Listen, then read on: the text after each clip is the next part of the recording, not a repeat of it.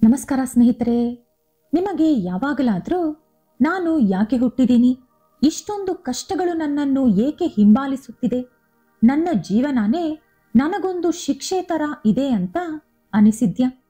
ಈ ಆಲೋಚನೆ ಬರೀ ನಿಮಗಷ್ಟೇ ಅಲ್ಲ, ತುಂಬಾ ಜನರಿಗೆ ಬರ್ತಾ ಇರುತ್ತೆ. ನಮಗೆ ಬರುವಂತ ಪ್ರತಿ ಸಮಸ್ಯೆಯ ಹಿಂದೆ ಕೂಡ ಒಂದು ಪ್ರಶ್ನೆ ಎದುರಾಗುತ್ತದೆ, ಜೊತೆಗೆ ಒಂದು ದುಃಖ ಕೂಡ ಇರುತ್ತದೆ, ಹಾಗೆ ಒಂದು ರಹಸ್ಯ ಕೂಡ ಇರುತ್ತದೆ. ಈ ಜನ್ಮದ ಬಗ್ಗೆ ನಿಮಗೆ ಇದುವರೆಗೂ ತಿಳಿಯದಿರುವಂತ ಒಂದು ಅಪರೂಪವಾದ ರಹಸ್ಯವಿದೆ. ಆ ರಹಸ್ಯವನ್ನು ಈ ವಿಡಿಯೋದಲ್ಲಿ ತಿಳಿಸಿಕೊಡ್ತೀನಿ. ಆದರೆ ಅದಕ್ಕೂ ಮುಂಚೆ ನೀವಿನ್ನೂ ನಮ್ಮ ಚಾನೆಲ್ ಅನ್ನು ಸಬ್ಸ್ಕ್ರೈಬ್ ಮಾಡ್ಕೊಂಡಿಲ್ಲ ಅಂದ್ರೆ ಖಂಡಿತ ಈಗಲೇ ಸಬ್ಸ್ಕ್ರೈಬ್ ಮಾಡ್ಕೊಳ್ಳಿ. ಹಾಗೆ ಈ ವಿಡಿಯೋ ಇಷ್ಟ ಆದ್ರೆ ಮರೀದೆ ಒಂದು ಲೈಕ್ ಕೊಡಿ. ನಮ್ಮ ಜನನದ ಹಿಂದೆ ಇರುವ ರಹಸ್ಯವೇನು? ನಿಮ್ಮ ಆತ್ಮದ ಬಗ್ಗೆ ಇದುವರೆಗೂ ನೀವು ತಿಳಿದುಕೊಳ್ಳದಿರುವಂತಹ ರಹಸ್ಯ ಹೊರಬರುತ್ತಿದೆ. ನಿಮ್ಮ ಜೀವನ ನಿಮಗೆ ಶಿಕ್ಷೆಯಂತೆ ಅನಿಸುತ್ತಿದೆಯಾ? ಹಾಗಾದ್ರೆ ನೀವೀಗ ಕೇಳುವುದೇ ನಿಮ್ಮ ಆತ್ಮ ಹೇಳಿದಂತಹ ಅಸಲಿ ಕತೆ ಅಥವಾ ಸತ್ಯ? ಇದುವರೆಗೂ ನಿಮಗೆ ನಿಮ್ಮ ಜೀವನ ಒಂದು ಶಿಕ್ಷೆಯಂತೆ ಅನಿಸಿದೆ ತಾನೆ? ಇಂದಿನಿಂದ ಅದೇ ಜೀವನ ನಿಮಗೆ ಸಾಧನೆಯಾಗುತ್ತದೆ. ನಿಮಗೆ ತೋಚಿದಂತೆ ಇಷ್ಟ ಬಂದಂತೆ ಬದುಕಲು ಈ ಒಂದು ನಿಜ ಸಾಕು. ಹಾಗಾಗಿ ಸ್ಕಿಪ್ ಮಾಡದೆ ಈ ವಿಡಿಯೋನ ಫುಲ್ ಆಗಿ ನೋಡಿ. ಯಾರಾದ್ರೂ ತುಂಬಾ ಕಷ್ಟದಲ್ಲಿದ್ದಾಗ ಅವರ ಮನಸ್ಸಿನಲ್ಲಿ ಒಂದು ಪ್ರಶ್ನೆ ಬರುತ್ತದೆ, ನನಗೆ ಈ ಜನ್ಮ ಬೇಕಾ? ದೇವರು ಇಷ್ಟೊಂದು ಕಷ್ಟಗಳನ್ನು ನನಗೆ ಮಾತ್ರ ಕೊಡಲು ಕಾರಣ ಏನು ಎಂಬ ಪ್ರಶ್ನೆ. ಆದರೆ ಸತ್ಯ ಏನಂದ್ರೆ, ಶಿಕ್ಷೆ ಅನುಭವಿಸೋಕೆ ದೇವರು ನಮ್ಮನ್ನು ಸೃಷ್ಟಿ ಮಾಡಲಿಲ್ಲ. ದೇವರು ಪ್ರೀತಿಸುವವನೇ ಹೊರತು ಶಿಕ್ಷಿಸುವವನು ಅಲ್ಲ. ನಮ್ಮನ್ನು ಇನ್ನಷ್ಟು ಹೆಚ್ಚು ಶಕ್ತಿಶಾಲಿಯಾಗಿ ಮಾಡಲು ದೇವರು ನಮಗೆ ಅವಕಾಶ ಕೊಡುತ್ತಾರೆ. ನಿಮ್ಮ ಕಷ್ಟಗಳಿಗೆ ನಿಜವಾದ ಮೂಲ ಏನಂದ್ರೆ, ನಿಮ್ಮ ಹಿಂದಿನ ಜನ್ಮದಲ್ಲಿ ನೀವು ನೆಟ್ಟಿರುವಂತಹ ಬೀಜಗಳು. ಬೀಜಗಳು ಅಂದರೆ ಪೂರ್ವ ಜನ್ಮದಲ್ಲಿ ನೀವು ಮಾಡಿದಂತಹ ಕೆಲಸಗಳು, ತೆಗೆದುಕೊಂಡ ನಿರ್ಧಾರಗಳು, ನೀವು ಆಡಿದಂತಹ ಒಳ್ಳೆ ಮತ್ತು ಕೆಟ್ಟ ಮಾತುಗಳು, ಮಾಡಿದಂತಹ ಒಳ್ಳೆಯ ಮತ್ತು ಕೆಟ್ಟ ಕೆಲಸಗಳು, ಅದರ ಫಲವೇ ಈ ಜನ್ಮದಲ್ಲಿ ನಿಮಗೆ ಎದುರಾಗುತ್ತಿರುವಂತಹ ಕಷ್ಟ ಹಾಗೂ ಸುಖಗಳು. ನಿಮಗೆ ಇನ್ನೂ ಚೆನ್ನಾಗಿ ಅರ್ಥವಾಗಲು ಒಂದು ಉದಾಹರಣೆ ಕೊಡ್ತೀನಿ. ಒಂದು ದಿನ ನೀವು ಮಾವಿನ ಹಣ್ಣನ್ನು ತಿಂದು ಅದರ ಓಟೆಯನ್ನು ಎಲ್ಲೋ ಎಸೆದು ಹೊರಟು ಹೋದಿರಿ ಅಂದುಕೊಳ್ಳಿ. ಅದರ ಬಗ್ಗೆ ನೀವು ಪೂರ್ತಿಯಾಗಿ ಮರೆತು ಬಿಟ್ಟಿರಿ. ಕೆಲ ದಿನಗಳ ಬಳಿಕ ಆ ಬೀಜ ಒಡೆದು ಮೊಳಕೆ ಹೊರಬರುತ್ತದೆ. ನೀವು ಯಾವತ್ತೋ ಬಿಸಾಡಿದಂತಹ ಬೀಜ ಕೆಲವೇ ತಿಂಗಳಲ್ಲಿ ನಿಮ್ಮ ಮುಂದೆ ಒಂದು ದೊಡ್ಡ ಮರದಂತೆ ನಿಂತುಕೊಳ್ಳುತ್ತದೆ. ಅದೇ ರೀತಿ ಪೂರ್ವ ಜನ್ಮದಲ್ಲಿ ನಾವು ಮಾಡಿದಂತಹ ಪಾಪ ಪುಣ್ಯಗಳು, ಕೊಟ್ಟ ಮಾತುಗಳು, ಮಾಡಿದ ತಪ್ಪುಗಳು ಎಲ್ಲವೂ ಕೂಡ ಈ ಜನ್ಮದಲ್ಲಿ ನಮ್ಮ ಮುಂದೆ ಒಂದು ವೃಕ್ಷದಂತೆ ನಿಂತುಕೊಳ್ಳುತ್ತದೆ. ಅದುವೇ ಪುನರ್ಜನ್ಮ, ಅದೇ ಕರ್ಮಫಲ. ತುಂಬಾ ಜನ ಕರ್ಮ ಅಂದರೆ ಶಿಕ್ಷೆ ಅಂದುಕೊಳ್ಳುತ್ತಾರೆ. ಕರ್ಮ ಅಂದರೆ ಶಿಕ್ಷೆ ಅಲ್ಲ, ಅದು ನಮ್ಮ ಆತ್ಮದ ಗುರುತು.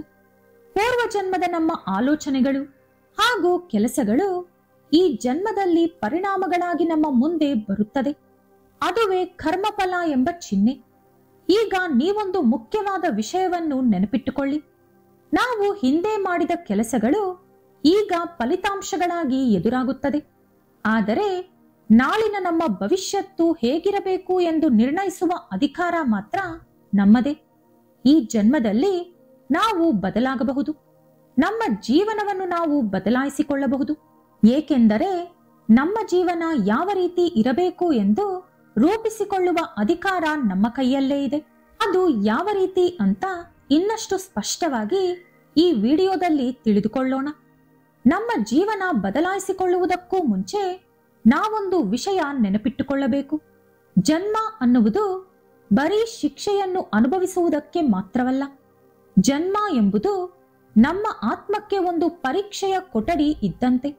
ಸ್ಕೂಲ್ಗಳಲ್ಲಿ, ಕಾಲೇಜ್ಗಳಲ್ಲಿ ನಿಮಗೆ ಕೊಡುವಂತಹ ಕ್ವೆಶ್ಚನ್ ಪೇಪರ್ಗಳಲ್ಲಿ ಕೆಲವೊಮ್ಮೆ ಎಷ್ಟು ಕಷ್ಟವಾದ ಕ್ವೆಶ್ಚನ್ಸ್ ಇದ್ದರೂ ಕೂಡ ನೀವು ಓದಿರುವಂತಹ ವಿಷಯ ಅಲ್ಲಿ ಬಂದರೆ ಆ ಪ್ರಶ್ನೆಗಳು ನಿಮಗೆ ಕಷ್ಟ ಅನಿಸುವುದಿಲ್ಲ. ಪರೀಕ್ಷೆ ಅನ್ನೋದು ವಿದ್ಯಾರ್ಥಿಗೆ ಕೊಡುವಂತ ಶಿಕ್ಷೆ ಅಲ್ಲ, ಅವನ ಸಾಮರ್ಥ್ಯ ತಿಳಿದುಕೊಳ್ಳುವ ಒಂದು ಪ್ರಯತ್ನ. ಅದೇ ರೀತಿ ಜೀವನದಲ್ಲಿ ನಮಗೆ ಬರುವಂತಹ ಸಮಸ್ಯೆಗಳು ದೇವರು ನಮಗೆ ಕೊಡುವಂತಹ ಶಿಕ್ಷೆಗಳಲ್ಲ. ಅದು ನಮ್ಮ ಸಾಮರ್ಥ್ಯ ತಿಳಿದುಕೊಳ್ಳಲು ದೇವರು ಇಡುವಂತಹ ಪರೀಕ್ಷೆಯಷ್ಟೇ. ಹಿಂದಿನ ಜನ್ಮದಲ್ಲಿ ನೀವು ಕಲಿತುಕೊಂಡಿದ್ದು ಏನು? ಈ ಜನ್ಮದಲ್ಲಿ ನೀವು ಯಾವ ರೀತಿ ಬದುಕುತ್ತೀರಿ, ಯಾವ ರೀತಿ ಬದುಕಬೇಕು ಎಂಬುದು ನಿಮಗೆ ತಿಳಿಸುವ ಪರೀಕ್ಷೆಯಷ್ಟೇ. ಕೆಲವೊಮ್ಮೆ ಕೆಲವು ವಿಷಯಗಳು ನಮ್ಮ ಕೈಯಲ್ಲಿ ಇರುವುದಿಲ್ಲ. ಅದನ್ನು ಬದಲಾಯಿಸಲು ಕೂಡ ನಮ್ಮಿಂದ ಸಾಧ್ಯವಾಗುವುದಿಲ್ಲ.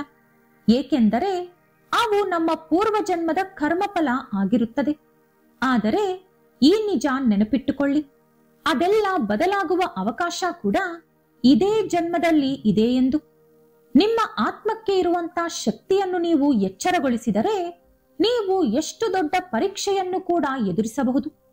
ಭಗವದ್ಗೀತೆಯಲ್ಲಿ ಶ್ರೀಕೃಷ್ಣ ಹೇಳಿದ ಮಾತೇನೆಂದರೆ ತಪಃ ತತ್ವ ಮಾನಸ ಮೌನಂ ಎಂದು. ಅಂದರೆ ಅರ್ಥ ಮನಸ್ಸು ಮೌನವಾಗಿ ಸ್ಥಿರವಾಗಿ ಇರಬೇಕು ಎಂದು. ಕಷ್ಟಗಳು ಬಂದಾಗ ಕುಗ್ಗಬಾರದು. ಶಾಂತಿಯಾಗಿ ಇದ್ದರೆ ನಮ್ಮ ಅಸಲಿ ಶಕ್ತಿ ಹೊರಬರುತ್ತದೆ. ಜೀವನ ನಮ್ಮನ್ನು ಪ್ರತಿದಿನ ಪರೀಕ್ಷಿಸುತ್ತದೆ. ಆದರೆ ದೇವರು ನಾವು ಪರೀಕ್ಷೆಯಲ್ಲಿ ಉತ್ತೀರ್ಣರಾಗುವ ಶಕ್ತಿ ಕೂಡ ನಮ್ಮೊಳಗಿಟ್ಟು ಕಳಿಸಿದ್ದಾರೆ. ಹಾಗಾಗಿ ಈ ಜನ್ಮದಲ್ಲಿ ನಿಮಗೆ ಯಾವುದೇ ಕಷ್ಟ ಬಂದರೂ ಆ ಕಷ್ಟವನ್ನು ದಾಟಿ ಸರಿಯಾದ ಮಾರ್ಗದಲ್ಲಿ ನೀವು ಹೋಗಬಹುದು. ನಮ್ಮ ಜೀವನ ನಮ್ಮ ಕೈಯಲ್ಲಿ ಇಲ್ಲ, ಯಾರೋ ಬರೆದು ಕಳಿಸಿದ್ದಾರೆ ಎಂದು ಆಗಾಗ ನಮಗೆ ಅನಿಸುತ್ತದೆ. ಆದರೆ ನಿಜ ಹೇಳಬೇಕಂದ್ರೆ ನಮ್ಮ ಕಥೆಯ ನಿಜವಾದ ನಾಯಕ ಅಥವಾ ಬರಹಗಾರರು ನಾವೇ. ಸದ್ಯಕ್ಕೆ ಈಗ ನಮಗೆ ಎದುರಾಗುತ್ತಿರುವಂತಹ ಪರಿಸ್ಥಿತಿಗಳು ಪೂರ್ವ ಜನ್ಮದ ಫಲ ಇರಬಹುದು. ಆದರೆ ಅದನ್ನು ನಾವು ಯಾವ ರೀತಿ ತೆಗೆದುಕೊಳ್ಳುತ್ತೀವಿ, ಅದರಿಂದ ಯಾವ ರೀತಿ ಹೊರಗೆ ಬರುತ್ತೀವಿ ಅನ್ನುವುದು ಮಾತ್ರ ಈ ಜನ್ಮದಲ್ಲಿ ನಾವು ತೆಗೆದುಕೊಳ್ಳುವಂತ ನಿರ್ಧಾರಗಳ ಮೇಲೆ ಅವಲಂಬಿಸಿರುತ್ತದೆ. ನಮ್ಮ ಜೀವನದಲ್ಲಿ ಪ್ರತಿದಿನ ಚಿಕ್ಕ ಪುಟ್ಟ ವಿಷಯಗಳು ನಡೆಯುತ್ತಿರುತ್ತದೆ. ಯಾರಾದರೂ ನಮ್ಮ ಜೊತೆ ತಪ್ಪಾಗಿ ಮಾತನಾಡಿದರು ಅಥವಾ ನಮ್ಮ ಕೆಲಸದಲ್ಲಿ ಯಾವುದಾದರೂ ತಪ್ಪು ನಡೆದರೂ ನಮಗೆ ಅತಿಯಾದ ಕೋಪ ಬರುತ್ತದೆ. ಅದೇ ರೀತಿ ನಮಗೆ ಹೆಚ್ಚು ಆರ್ಥಿಕ ಸಮಸ್ಯೆಗಳು ಇದ್ದರೆ ನಮ್ಮ ನೋವು ಕೂಡ ಇನ್ನಷ್ಟು ಹೆಚ್ಚಾಗುತ್ತದೆ. ಆ ರೀತಿ ಮನುಷ್ಯ ಕೋಪ ಪಡುವುದು, ನೋವು ತಿನ್ನುವುದು, ದುಃಖ ಅನುಭವಿಸುವುದು ಸಾಧಾರಣವಾದ ವಿಷಯ ಎಂದು ನೀವು ಅಂದುಕೊಳ್ಳಬಹುದು. ಆದರೆ ಅಂತ ಸಮಯದಲ್ಲಿ ನಮಗೆ ಬರುವಂತಹ ಭಾವನೆಗಳಾಗಿರಬಹುದು ಅಥವಾ ನಮ್ಮ ಬಾಯಿಂದ ಬರುವಂತಹ ಪದಗಳಾಗಿರಬಹುದು, ಅದೇ ನಮ್ಮ ಜೀವನದ ಪುಸ್ತಕದಲ್ಲಿ ಒಂದು ಅಧ್ಯಾಯವಾಗಿ ಸೃಷ್ಟಿಯಾಗುತ್ತದೆ.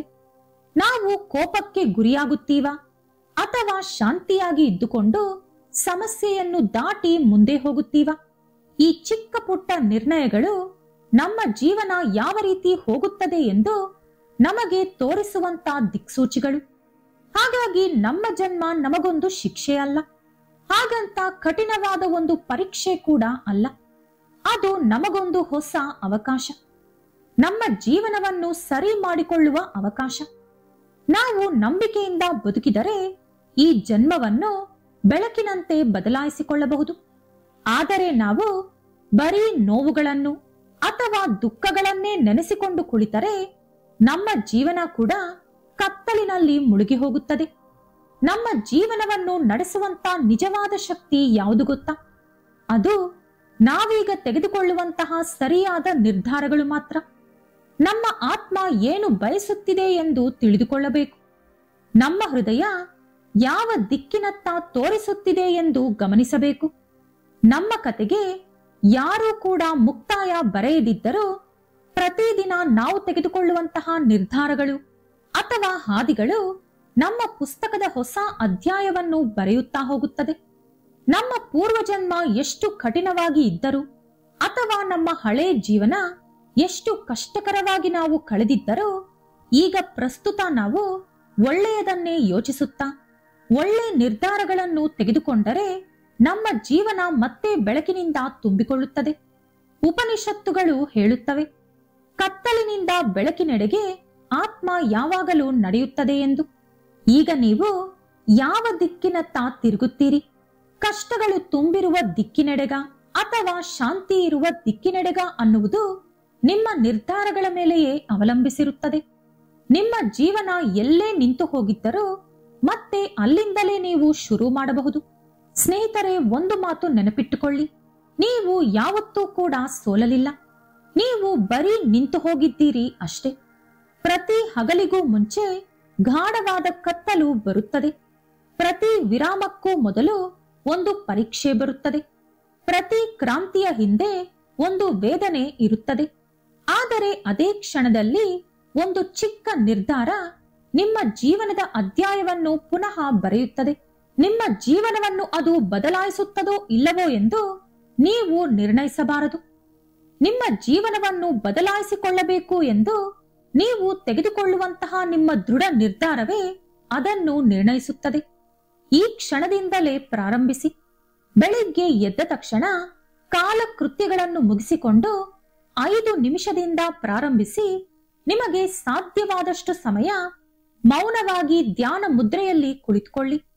ನಿಮ್ಮೊಳಗಿರುವಂತ ಭಾವನೆಗಳ ಜೊತೆ ಸ್ಪಂದಿಸಿ. ನಿಮ್ಮ ಧ್ಯಾನದಲ್ಲಿ ನಿಮ್ಮ ಇಡೀ ದಿನವನ್ನು ಸಕಾರಾತ್ಮಕತೆಯಲ್ಲಿ ಕಳೆದಂತೆ ಊಹಿಸಿಕೊಳ್ಳಿ. ಇಡೀ ದಿನ ನಿಮಗೆ ಎಲ್ಲವೂ ಒಳ್ಳೆಯದು ನಡೆದಂತೆ ನಿಮ್ಮ ಮನಸ್ಸಿನಲ್ಲಿ ಕಲ್ಪನೆ ಮಾಡಿಕೊಳ್ಳಿ. ಪ್ರತಿದಿನ ಯಾವುದೋ ಒಂದು ಒಳ್ಳೆ ಕೆಲಸ ಮಾಡಿ. ಅಂದರೆ ಬರೀ ದಾನ ಧರ್ಮ ಅಂತ ಅಲ್ಲ, ಒಬ್ಬರಿಗೆ ಒಳ್ಳೆಯ ಸಲಹೆ ಕೊಡುವುದು, ಅಥವಾ ಪ್ರತಿದಿನ ಯಾರನ್ನಾದರೂ ಬೈಯುತ್ತಿದ್ದರೆ ಅಥವಾ ನಿಂದಿಸುತ್ತಿದ್ದರೆ ಅವರಿಗೆ ಕ್ಷಮೆ ಕೇಳುವುದು, ಅಥವಾ ಯಾರಿಗಾದರೂ ಸಂತೋಷ ಕೊಡುವುದು. ನೀವು ಮಾಡುವಂತ ಕೆಲಸ ಎಲ್ಲರಿಗೂ ಗೊತ್ತಾಗುವ ಅಗತ್ಯ ಇಲ್ಲ. ಮಾತಿನಲ್ಲಿ ಅಲ್ಲದೆ ಮೌನದಿಂದ ಬದಲಾವಣೆ ತರಬೇಕು. ಅಂದರೆ ನಿಮ್ಮ ಆತ್ಮ ಹೇಳುವಂತ ಮಾತನ್ನು ನೀವು ಕೇಳಬೇಕು. ನಿಮ್ಮನ್ನು ಯಾರೇ ನೋಯಿಸಿದರೂ ಸ್ಪಂದಿಸಬೇಡಿ. ಯಾರಾದರೂ ನಿಮ್ಮನ್ನು ಅರ್ಥ ಮಾಡಿಕೊಳ್ಳದಿದ್ದರೂ ಚಿಂತಿಸಬೇಡಿ. ನಿಮಗೆ ಹಿಡಿಸಿದ ದಾರಿಯಲ್ಲಿ ಧರ್ಮ ಮಾರ್ಗದಲ್ಲಿ ಮುಂದೆ ನಡೆಯಿರಿ. ನೀವು ಎಲ್ಲಿಂದ ಬಂದಿದ್ದೀರಿ ಅನ್ನುವುದು ಮುಖ್ಯ ಅಲ್ಲ, ನೀವು ಎಲ್ಲಿಗೆ ತಲುಪುತ್ತೀರಿ ಎಂಬುದೇ ನಿಜವಾದ ಗೆಲುವು. ಇನ್ನು ಮುಂದೆ ನೀವು ಮಾಡುವಂತ ಪ್ರತಿ ನಿದ್ದೆ ಒಂದು ವಿಶ್ರಾಂತಿ ಅಲ್ಲ, ಒಂದು ಮೌನವ್ರತ ಆಗಿರಲಿ. ನೀವು ಆಡುವಂತ ಪ್ರತಿ ಮಾತು ಒಂದು ಶಬ್ದ ಅಲ್ಲ, ಒಂದು ಧ್ವನಿ ಯಜ್ಞವಾಗಿರಲಿ. ನೀವು ಬದುಕುವಂತ ಪ್ರತಿ ದಿನ ಒಂದು ಸಮಯವಲ್ಲ, ಒಂದು ಯಾತ್ರೆಯಾಗಿರಲಿ. ನಿಮ್ಮ ಜೀವನವನ್ನು ನೀವೇ ಬದಲಾಯಿಸಿಕೊಳ್ಳಬಹುದು. ಅದು ಕೂಡ ಬರೀ ಒಂದೇ ಒಂದು ಸರಿಯಾದ ನಿರ್ಧಾರದಿಂದ.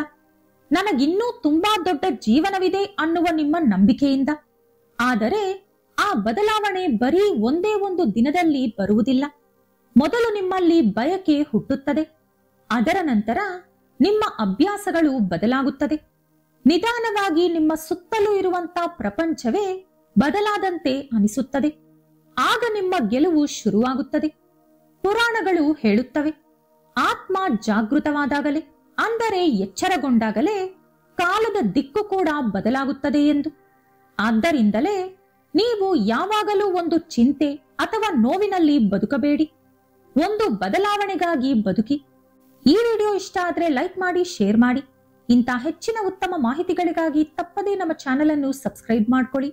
ನಾಳೆ ಮತ್ತೊಂದು ವಿಡಿಯೋದೊಂದಿಗೆ ಪುನಃ ಭೇಟಿಯಾಗೋಣ. ಧನ್ಯವಾದಗಳು.